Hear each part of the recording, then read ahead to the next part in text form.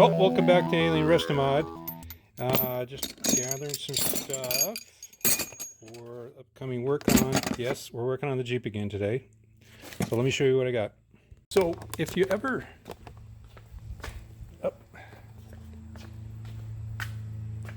driven in a Humvee in the 90s, not the newer, Up Armor Humvee or whatever, but Humvee.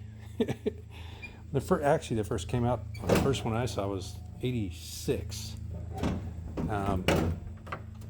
They're loud and you can't hear a thing. So I was in the vehicle yesterday driving around, and it's just the same way. The Jeep is so loud in there, you really can't have a conversation with somebody. And I started thinking, well, why is this happening? One of the things I thought about is the engine mounts. It has a lot of oil. But over here, if you can see it, right there, the red, that's an engine mount. That one looks pretty good. There's the other engine mount. Look at the rubber on that. It's actually a polyurethane, but it looks like it's done. So that could be a lot of vibrations that I'm feeling and making noise. This is something I don't have right now, so I can't fix. I have to order something because those are aftermarket. But anyways, moving on. Here's the cross member, and there's a transmission mount, and then there's a plate above it. That plate holds that right there, the exhaust mount, I guess you call it, yeah. And I think that's the problem. We'll have to see on the other side.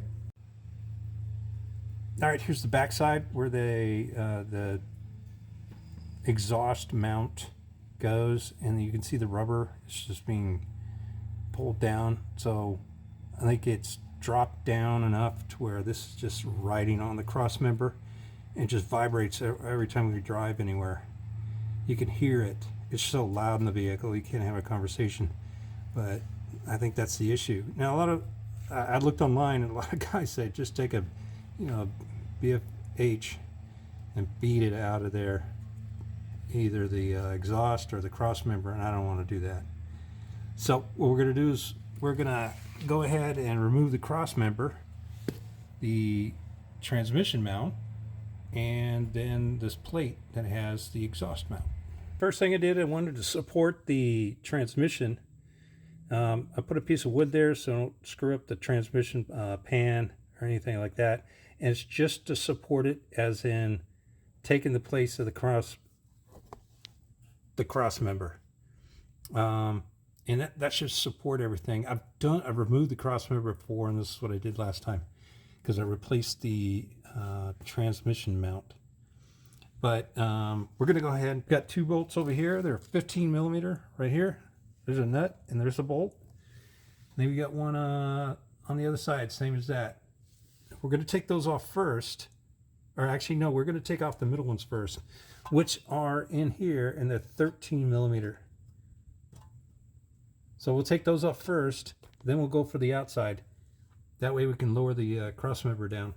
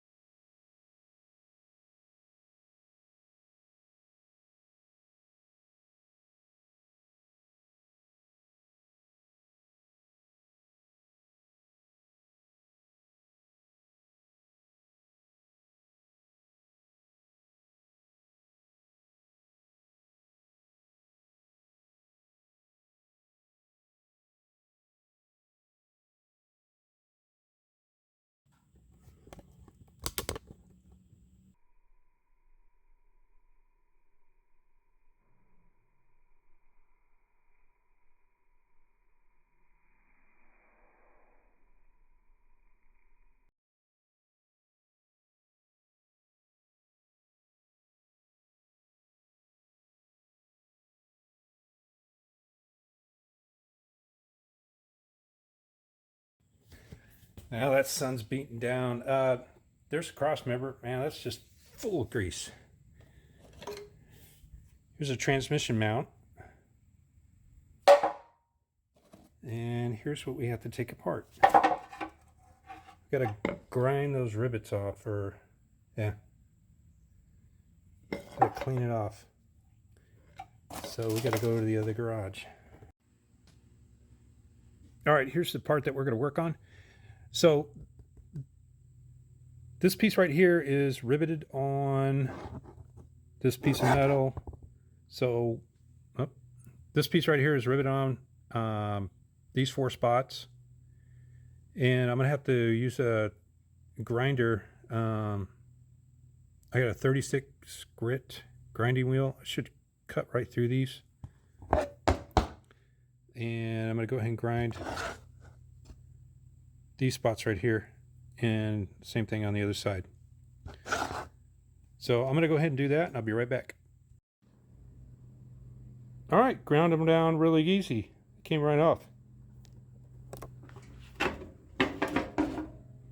And the other side. Can't even see them. So I should be able to use a punch and just punch them right out. In theory. All right, there it is. Punched it right out.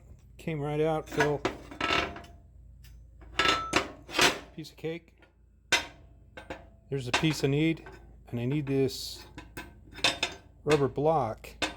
Let's pull it out real quick. Okay, here's the rubber mount, or isolator, I guess they call it. It's just a rubber block. It's just worn out right there. It's pretty solid still. I wish I could just fill that in and reuse it, but it can't. So I'm going to clean up all this stuff because I'm going to repaint it. I can't put anything back dirty. So I'm going to go ahead and clean this. It's going to be boring. And then I clean this off. I got to find something to replace this because I don't have the exact part. All right, everything's cleaned up, front and back. Here's a transmission mount. This is the tailpipe mount bracket. Came right off, as you can see, punched right out. Go ahead and paint these, and I'll be right back. All right, here's this is the rubber piece. It's still pretty solid, but of course the hole is too big, and that's why it's sagging down.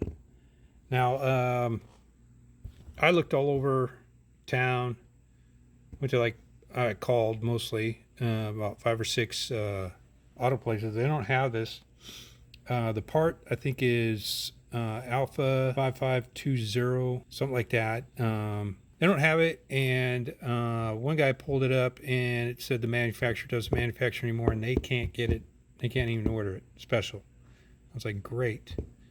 So I went online as usual, and a guy did this, and what he did is he used an alternate. Now I don't know how hot it gets down there, but whatever alternate I use, it's not going to be made for this job. It's going to be made for something else. So put that up there. So what he used is a sanding block, a rubber sanding block, a bigger one than this. If I cut this to size, I come right here, it's going to have a gap right there, and it'll come down, and it'll be on the edge right there. It'll fit this way. So we got the length down. It's just the height. It's going to be small. This is higher than this. But we still have this thing. I could cut a slice off and stack it. I could do that. So I'm going to still try this. I mean, it's soft, but it's not soft. But it's going to stink when you cut it. Here's the other alternate. Chalk block. Rubberized chalk block. So I can take it, and using this as the bottom, I can cut a piece out, and it should be one big piece. So we'll see what happens. I'll come back and let you know how it goes. All right, check it out. That's what's left of the sanding block. But that's the new one. I haven't drilled a hole yet, but it fits in there nice and tight, and it's flat on the bottom. All right, there's the finished product. I got my fingerprints all over it. Yeah, and I painted it silver. It's high heat, so I used it on my the LS1 I put in the 69 Camaro, which I'm still working on. Anywho, so there's the isolator, they're calling it, and there's the hole. Now the hole was supposed to be like a ½ inch or something like that. I used a 15/32. That way the exhaust mount hanger goes in there, and it's really tight, so it's not gonna move around. And the hardware for this is right here.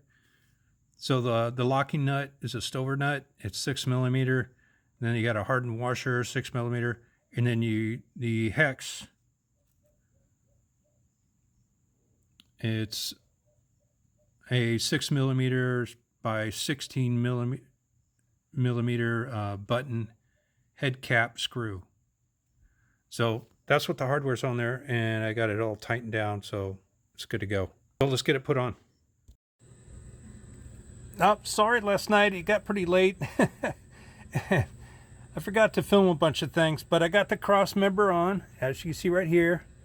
And I got the transmissions mount and the, I'll call it the tailpipe hanger plate and mount on as well.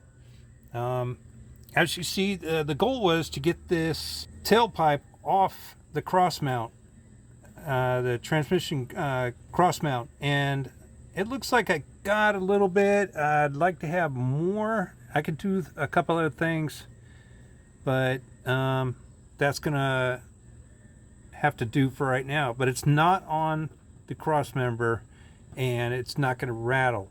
That was the goal because it was getting so loud in the Jeep. There's other things that are rattling in the Jeep. I'm gonna have to address those, but that was our goal. We met it. And the trick with the palm sander, the rubber palm sander, it worked out. So you could probably use it. I've been driving around for a good day, and this thing has not melted. So I think we're good to go for right now. So that's all I have for you right now. Thank you for watching Alien Rustamod, and I'll see you next time.